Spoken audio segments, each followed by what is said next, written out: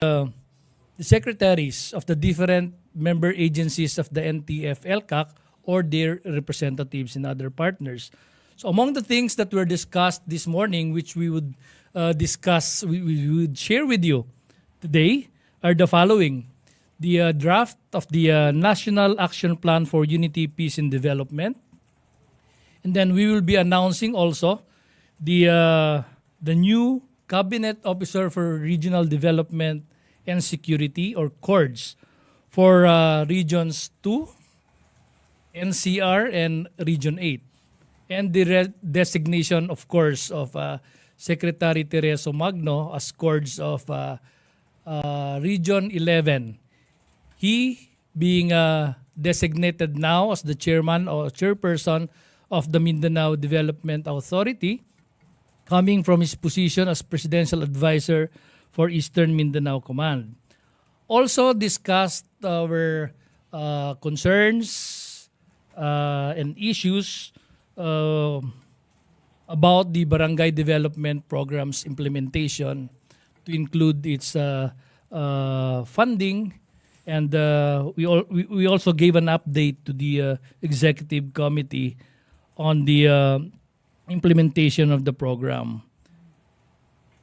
Also, it was approved by the President the inclusion of the Coordinating Council for Private Educational Association, or COCOPEA, as one of the two private representatives to be an official member of the NTF-ELCAC. So COCOPEA a while ago was represented by Father Albert Delbo. Well, just for the information of everybody, under COCOPEA are at least 1,500 private schools all over the country. Then we also discussed some of the concerns and challenges that the National Amnesty Commission is facing, and some recommendations based from the discussions were agreed upon. And of course, the chairperson is here with us in this press conference, and she would also be sharing with you the important points during that discussion.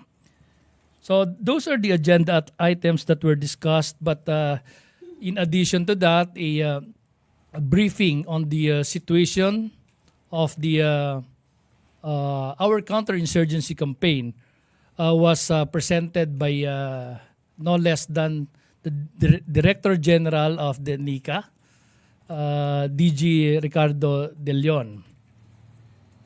And then an oath-taking ensued also after the approval of the designation of the CORDS and the members of the Executive Committee. So we are also fortunate that we have in that meeting this morning the AFP Chief of Staff, of course, with the Chief of the Philippine National Police, represented by Brigadier General Salvador. So for this afternoon's press conference, we are likewise happy to have the head office of the Legal Cooperation Cluster, no? Headed by Justice Angie Miranda, ably represented here by Attorney Clifford Santos. So with that as a broad backgrounder, we are now ready for any questions coming from our friends in the media. Thank you very much. Okay. Harley Valbuena, DZME. Thank you, Ms. Daphne. Good afternoon. Sir, with the inclusion of COCOPEA in the NTF-ELCAC, are we expecting an enhancement of our campaigns against insurgency or anti-communist ideologies in our schools or the member schools of COCOPEA? Thank you, Harley, for that question. Yeah, as I have mentioned a while ago, COCOPEA or SEAP has a membership of at least 1,500 private Catholic private schools all over the country. So it would broaden the base of our information awareness campaign and information and education campaign pertaining to matters related to the terror grooming of organizations like the CPP, NPA, NDF, which is, by the way, a designated terrorist organization as per our Anti-Terror Act.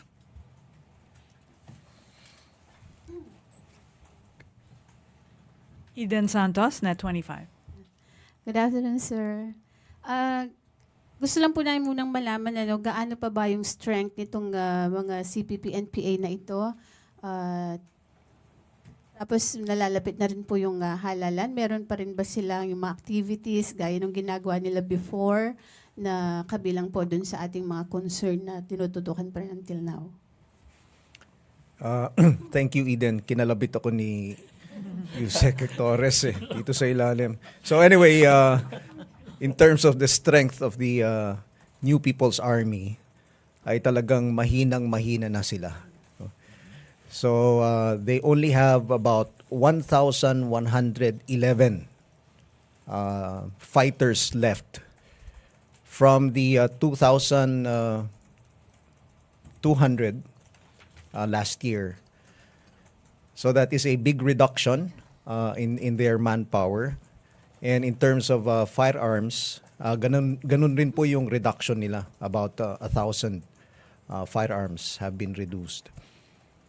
So in terms of the guerrilla fronts, earlier, about 3 months ago, we reported that there were 7 remaining weakened guerrilla fronts.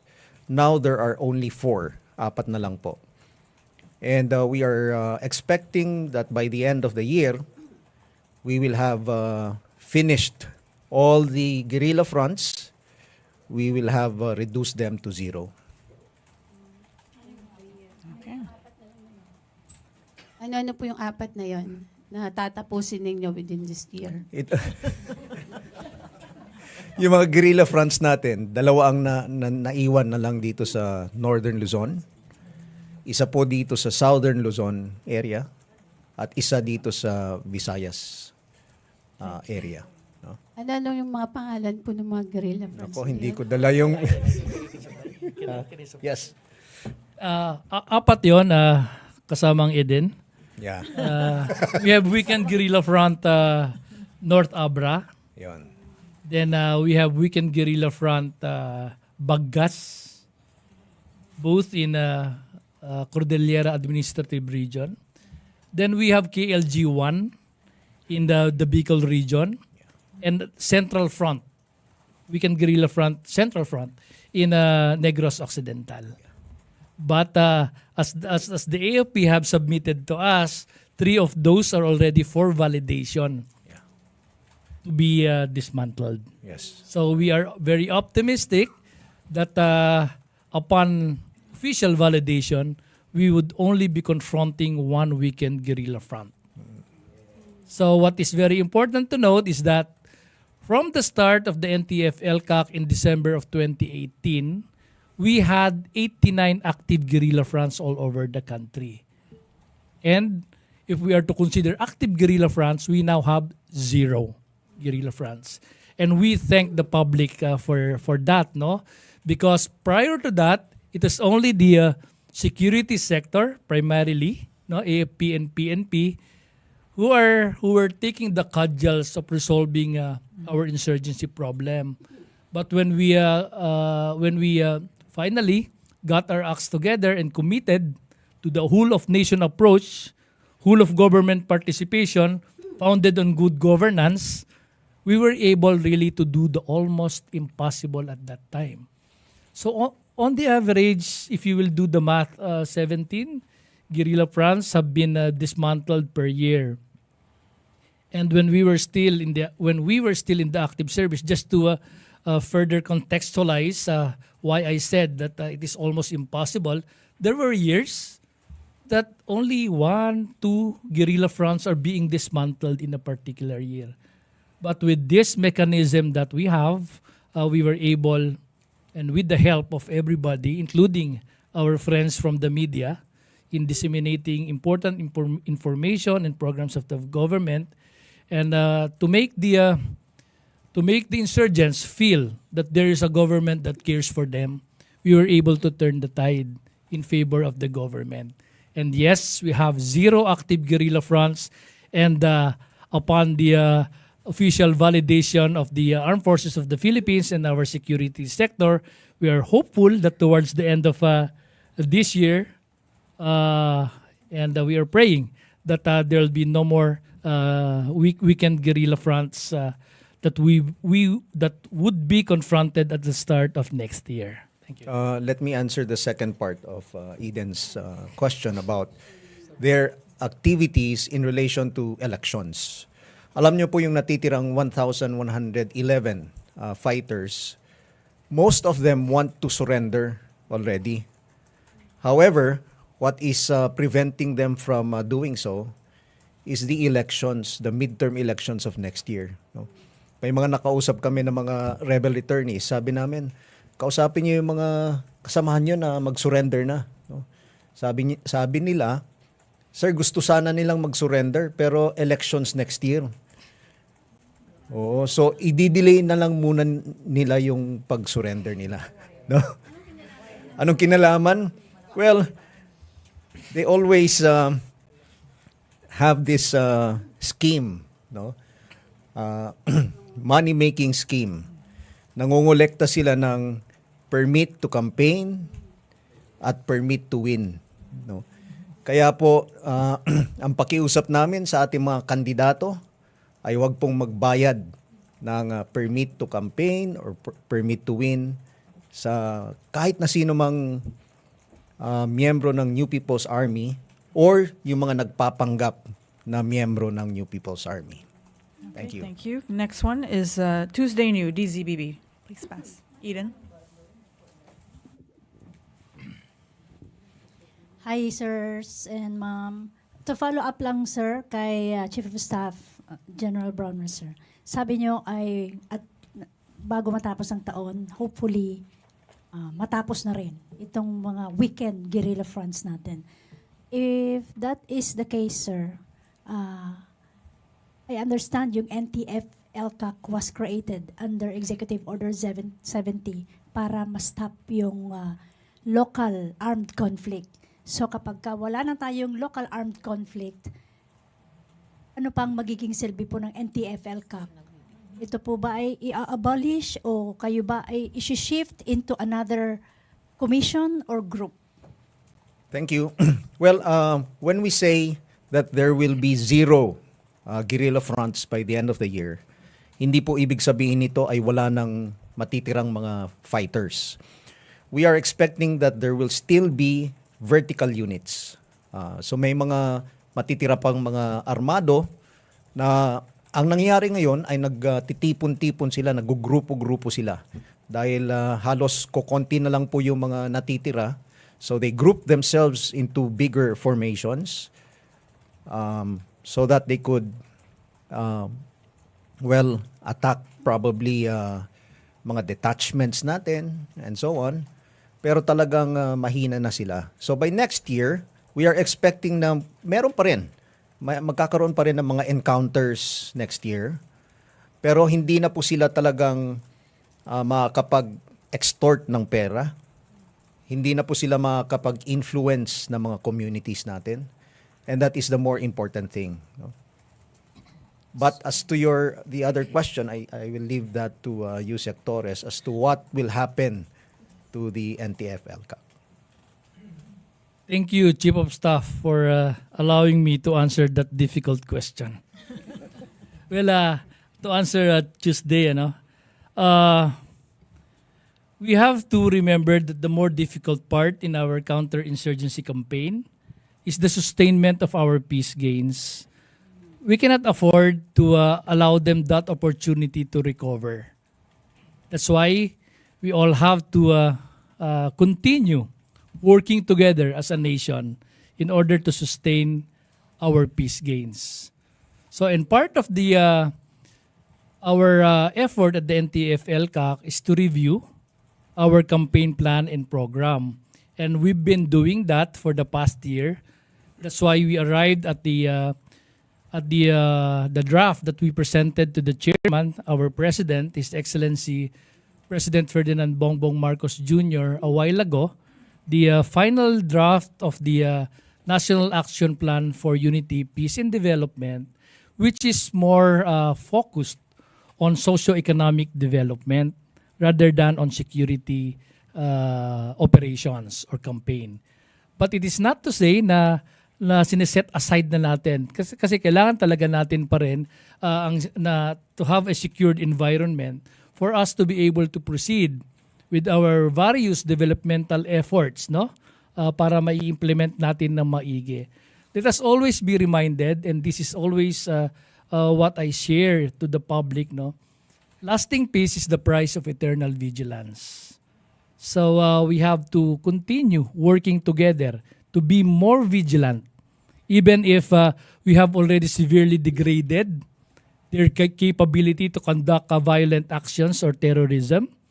We have to be continuously vigilant and supportive of the different socio-economic development programs of the government. And that is practically what the NAP-UPD or National Action Plan for Unity, Peace and Development is geared towards. And I also would like to make mention that we are already reaching the final stage of counter-insurgency campaign on matters related to their armed component. And we are very lucky that last year, the President was signed the Amnesty Proclamation.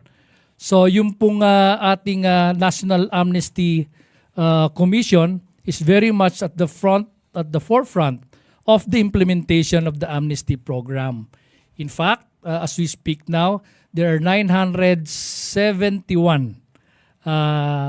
former CTG or former members of the CPP-NPA who have already submitted their application for amnesty. So all over the country, meron na po tayong mga local amnesty boards, and one of the topic that was discussed earlier, of course, is related to that. And sorry ma'am, but I think it would be better for the chairperson to elaborate further on the actions of the National Amnesty Commission, if that would be required by Ms. Tuesday. Thank you. Sir, pwede bang bago tayo lumipat kay ma'am, gusto ko lang malaman, magkakaroon ba ng panibagong issuance ng executive order para i-amend yung EO70 creating the NTF-ELCAC tapos transition into NAP-UPD? Well, that is one of the considerations also. But what happened this morning is just the presentation of how we would recalibrate the program. From a campaign that is more focused on security to a campaign that is more focused now on socioeconomic development. So it was approved by the President, but as to the rebranding or issuance of another executive order, it would be a subject of another discussion at the moment. Thank you, Tuesday. Did we want to hear from the amnesty? Chairperson Arman Mento. Thank you very much, Ms. Daphne. We are highly satisfied with the outcome of today's meeting with the President because the President approved our request that the National Amnesty Commission be given the authority to issue safe conduct pass because our applicants, most of them have warrant of arrest and they cannot go to our offices to file their application. So our game plan is to go to them, but sometimes we cannot access them because they are in the mountains, they are in hiding.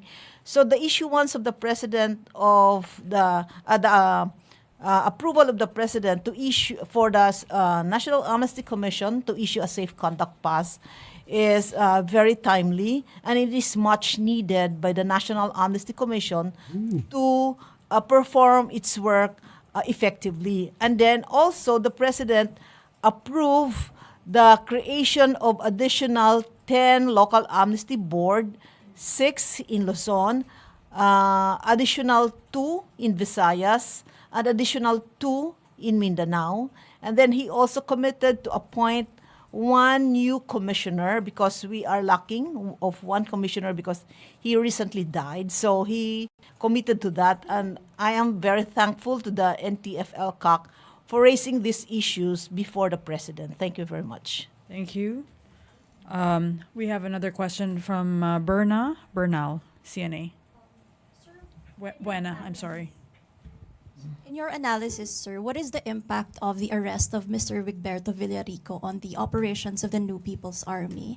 And then I'll follow up later. Yes, definitely this has a very big impact in terms of reducing the unity of command of the New People's Army because he is considered the acting chairperson of the committee. So this has a big impact. In fact, nawawalan na po sila ng mga senior leaders. That is why we noticed that even the units, yung mga New People's Army units on the ground are not unified in their actions. And sir, every year, this is a familiar refrain. We always hear that the Philippine military will end the communist insurgency this year. It feels like a repeated New Year's resolution in the past half a century for the military. What makes this year different that you project in the next year you can declare victory over the New People's Army? Well, then again, we consider the NTF-ELCAC and the Executive Order 70 very successful. So when government agencies and the whole of the nation come together for a specific objective, and in this case, the ending of the local terrorist group or the local armed conflict, then we get results better. Yes, I understand that every year we have this. For us in the armed forces, it's important that we set targets for ourselves. So even if people say, paulit-ulit yan, pa-extend lang naman yan. But for us in the armed forces, it's very important because when we set targets, our units, our soldiers on the ground have that desire to meet their targets. And if we don't meet the target, at least we have achieved a lot in terms of the mission that we set out to do. Okay. Jean Mangaluz, Philippine Star. Sir, correct me if I'm wrong, pero can private schools under COCOPEA expect anti-terrorism lectures soon? Well, with the COCOPEA's inclusion as the part of the executive committee of the NTF-ELCAC, there will be, as I've mentioned earlier, a broader base for the information awareness campaign of the government, actually, for them to know the truth about the designated groups, the designated terrorist organization and personalities, so that they would have an informed choice as to whether or not they would join certain organizations. So it is more of a possibility of putting forth the information about the terror grooming scheme of the CPP, NPA, NTF, and other terrorist organization in our country. Again, for the students specifically, to be able to exercise their right to an informed choice, and a choice that would not harm themselves, their school, their family, their community, and our country, so that it would be fair with them.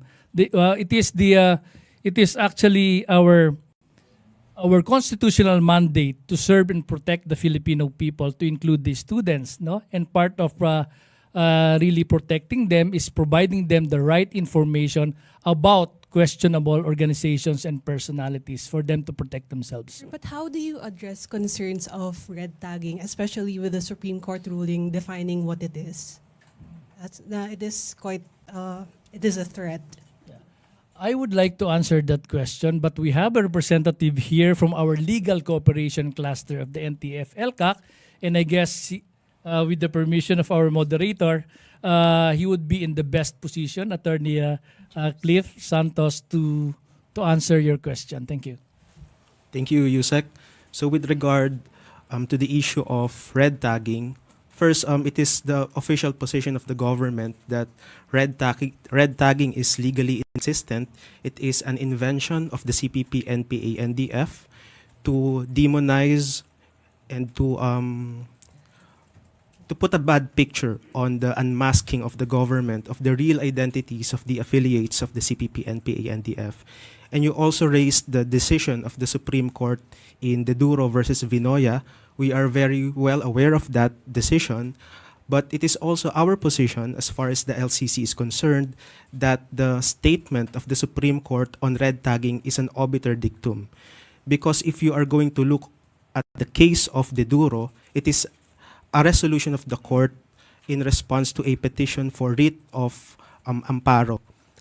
The decision does not dispose the case on the merits. Rather, it remands the case back to the Regional Trial Court of Iloilo to litigate the case once again, because part of the issue there was the denial of due process on the part of the state, which failed to present its evidence to exculpate themselves from the allegations of the petitioner. That said, since the case does not dispose the issue on the issuance of the writ of amparo on the merits, our position is that the statement of the court on red tagging is a mere obiter dictum that is not binding on succeeding cases. And that is, and in fact, if you are also going to analyze the statement of the court there in De Duro, it reaffirms the long-standing position of the government that mere membership in the red organizations or their affiliates does not constitute a threat against life, liberty, and security. Thank you. Chona, you, Philippine People's Journal. Sir, just a quick follow-up on Jean's question. What are the dynamics dun sa partnership ng NTF-ELCAC sa COCOPEA? Who will inform the students? Will it be the teachers alone, or papasok yung mga sundalo sa mga private schools to inform the students sa anti-terrorism? First, we have to recall that the NTF-ELCAC is not just the military. There are 32 member agencies in the NTF-ELCAC. Almost all the departments are members of the NTF-ELCAC, and now with two private representatives in the NTF-ELCAC. And we have 12 clusters. One is the Legal Cooperation Cluster, Basic Services Cluster, Strategic Communication Cluster. We also have the Situational Awareness and Acknowledgement Cluster. What else? Infrastructure Resource Management Cluster. I'll see if I can remember the 12. The PRLEC, Poverty Reduction, Livelihood Enhancement Cluster. Then, and many more other clusters, no? And the Information Awareness Campaign basically lies on two of the clusters. One is the Situational Awareness and Acknowledgement Cluster, which is headed by the NICA, and the Strategic Communication Cluster, which is co-headed by the PCO and the National Security Council. So, COCOPEA will be one of the members in these clusters, and the cluster would be the one to craft on how to effectively launch a rules-based, human rights-based approach in really unmasking the truth about the CPP, NPA, NDF. Thank you. Okay. Another issue, sir. Balikan ko lang yung 2,200 fighters from last year to 1,000 this year. Ano pong nangyari sa 1,000? Were they neutralized or did they surrender sa government? Most of these are surrenderies. A few of them were neutralized through encounters. Sa ngayon kasi, although every now and then may naririnig tayong mga encounters, but usually the encounters last for about 5 to 10 minutes only before the New People's Army disengage. Nakikita namin dito, halos wala na po silang mga bala, no? And then their fighters are those who are left are also the ones not trained anymore. Parang ito na yung mga baguhan. So most of the 1,000 who were in the reduction in the number were surrenderies. Sir, sabi niyo po kanina, yung more than 1,000 fighters na natitira, they want to surrender pero dahil may election, kaya ayaw na muna nilang mag-surrender. What will the government do about it? Will there be an intensified operation para hindi na makapanggulo itong mga natitirang fighters sa susunod na eleksyon? Yes, tuloy-tuloy po yung ating operations, yung combat operations natin. But more than the combat operations, is the program of the government to entice them to come back to the folds of the law. No, magbalik na lang sila, nang sa gayon, ang sinasabi namin sa kanila, malapit na yung Pasko. No? At mas maganda na magbalik loob kayo, and then para makasama ninyo yung mga mahal nyo sa buhay. They will also be receiving benefits from the government under the ECLIP program, the Enhanced Comprehensive Local Integration Program. No? So yun po yung programa ng ating gobyerno. While we are doing the combat operations on one side, we are also convincing them. We are offering them to come back. And we are also, as I mentioned earlier, offering amnesty.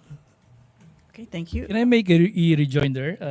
Go ahead, sir. Yes, Daphne. Yes, although it is always a possibility that they will make use of this election to extort money, like from permit to win, permit to campaign scheme.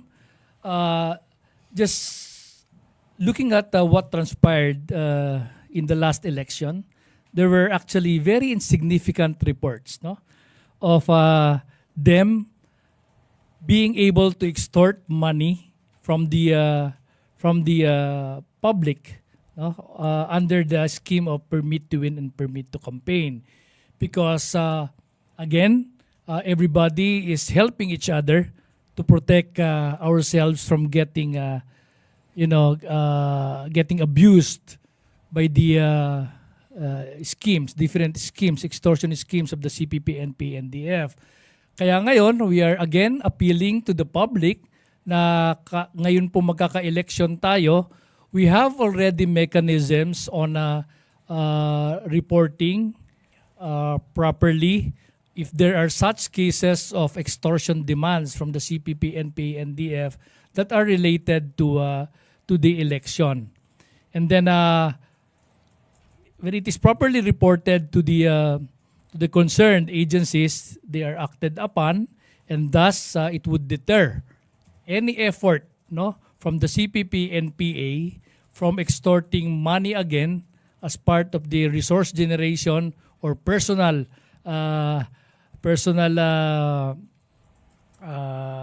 resource generation nila, no, for us to be able to frustrate them in doing those. So that's just our call to the public this coming election. Thank you. We go to Mikhail Flores of Reuters. Thank you. Yusek Torres, it's been almost a year since the Joint Vision for Peace was signed in Oslo. I wonder if peace talks remain an option under the National Action Plan, considering that the government and the military have significantly weakened the armed wing of the CPP, NP, NTF. And to General Bronner, with your intelligence, I hope we can also briefly get your outlook on the security alliance with the U.S. Under a Trump presidency.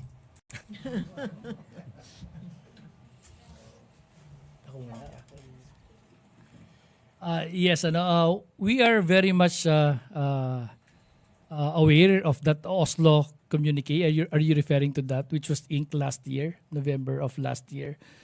So we are optimistic still, that such peace effort would finally lead to a final peace settlement with the CPP, NPA, and DF. But as to the nitty-gritty details on how it is proceeding, there are just some selected personalities who are into it. But at the moment, what we are getting at the NTF-ELCAC, particularly at the National Secretariat, we are of the understanding that a new framework would be defined for us to be able to proceed with the nationally orchestrated peace engagement. So I think that is all that I can share at the moment. But the local peace engagement is very much continuing. Meaning, yung effort, again, it is headed by the OPAPRU and other member agencies.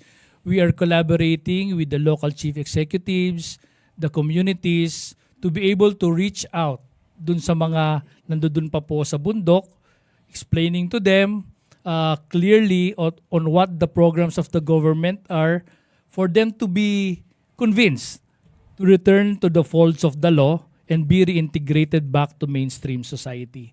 So, in summary, we are hopeful that there will be a final peace settlement agreement as a result of the Oslo Joint Communique, but efforts at the local level has been continuing under the local peace efforts, under the LPE cluster of the NTF-ELCAC. Thank you. General Bronner? Yes, as to the second part of your question, we at the Armed Forces of the Philippines are optimistic that the relationship of the Armed Forces of the Philippines with the military of the United States will remain robust and strong. The reason why I say this is because of the existence of several agreements, the MDT being one, Mutual Defense Treaty. And aside from that, we share a long history of defense cooperation with the United States. We fought together during the World War II. They have continued to support us against in our campaign against terrorism, even against now, against the other threats that we are facing in the region. They still continue to support us. And aside from that, there were several statements that were given by U.S. officials even prior to the election, stating that the United States would continue to support us in terms of the defense cooperation that we have, regardless of who wins the election. So we're still very optimistic. Thank you. Okay. Yeah, go ahead. Just a very quick follow-up kay Yusek Torres. So in terms of you mentioned the national framework. So is that a framework agreement already in terms of where the peace talks discussions are going, similar to the framework agreement on the Bangsamoro in 2014? And what's the timetable that you're looking at in having that kind of national framework finally being agreed upon by both panels? What I was referring to are the, when I say framework, are the basis of both the GRP and the NDFP for proceeding with the possibility of having a peace talk.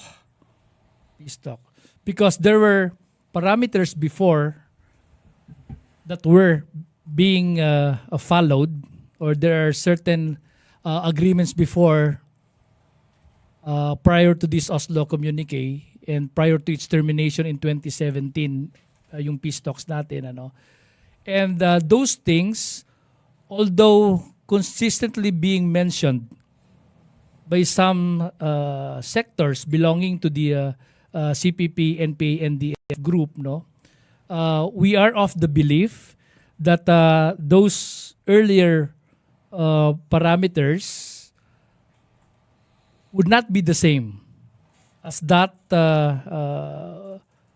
with the new framework that's being crafted. Okay. Thank you. Harley Valbuena, again. Hi again, sirs. Ma'am, since we are already talking about the election, may we get the stand of the NTF-ELCAC on the proposed postponement of the 2025 BARMM parliamentary elections? Sorry, Harley, NTF-ELCAC kasi only concerns about the CTGs or the CPP, NPA, NDF, and we are not privy to decisions related to the concerns about BARMM. Okay, let's. Sir, but do you think that if the postponement pushes through, it might result to rise of some insurgent or resistance groups since some local executives are already opposing it? So again, Harley, I have my own personal opinion on that, but of course, as the head of the National Secretariat of the NTF-ELCAC, probably I can just share it with you in confidence for now, because again, my task is only covers matters pertaining to the CPP, NPA, NDF. I'm really sorry, Harley. Thank you. Question from Ann Soberano over here, Bombo Radio. Sir, good afternoon. Sir, balik ko lang, pinalawak nyo pa yung information campaign sa mga estudyante, hindi lang po sa mga public schools. Ngayon, pinasok nyo na po yung mga private schools. Ibig sabihin ba, sir, na lumalakas din ang recruitment ng CPP, NPA, NDF sa private schools ng mga estudyante? Thank you. Sa akin pa rin yan, no? Yeah. Well, again, gusto ko lang banggitin yung binanggit ko kanina. Lasting peace is the price of eternal vigilance. So for us, as part of our eternal vigilance that we are referring to, is continuous flow of the right information to the general public, not only to the students, but especially to the sectors that are most vulnerable to getting exploited or radicalized. No, this is a democratic country, of course, but we would like to put across the right information again for the Filipino people to have to be able to exercise their right to uninformed choice. Hindi naman po pwede na yung basis ng information nila is through deception or mga untruths about certain organization and personalities, no? So we have to give them the right information so that they can decide for themselves. They can make that choice that would not harm anybody. So again, the membership of COCOPEA would broaden that base of information awareness campaign to better protect these students and the Filipino people. Pero wala kayong namomonitor, sir, na may recruitment? Well, again, ang CPP, NPA, NDF, they are very, very persistent in their efforts. So we are not discounting the fact that they continue to recover. They would attempt to recover their lost mass bases, ika nga. They will still attempt to recruit, but with what we have now, as we have briefed, as we were briefed earlier, they do not have the capacity not only to generate funds, but pati yung recruitment po nila ay hindi na rin po ganun kalakasan, no? That is our latest assessment coming from the security sector. Go ahead, sir. May I just add one thing? One thing good that came out of COVID-19, hindi bumaba yung recruitment nila sa mga schools. Okay. All right. I think just make kasi we might miss this, yung mga pangalan po ng mga bagong chords. Okay. Hindi ko yata nabanggit kanina sa opening statement. If I may, courts is the cabinet officer for regional development and security. And there were 3 vacant courts position due to the resignation of the following. Dun sa Region 2 because nag-resign si Secretary